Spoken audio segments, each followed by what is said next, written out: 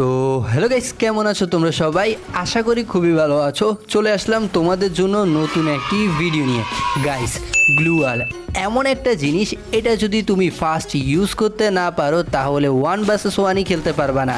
আর একটা স্কোয়াড একা শেষ করা তো তোমার কাছে অসম্ভব হয়ে যাবে। তো আজকের এই ভিডিওতে আমি ফার্স্ট গ্লুয়াল মারার টিপস অ্যান্ড ট্রিক্স দিব। হ্যাঁ, টিপস অ্যান্ড ট্রিক্স ঠিকই শুনেছ, এবং 5টা সহজে নিয়ম শিখাই দিব। এইগুলো যদি তুমি ভালোভাবে ফলো করো তাহলে অনেক ফাস্ট গ্লুয়াল মারতে পারবা। তো আজকের এই ভিডিওটা কিন্তু অনেক গুরুত্বপূর্ণ হতে যাচ্ছে, যার কারণে শেষ পর্যন্ত দেখলে তোমার অনেক অনেক লাভ হবে।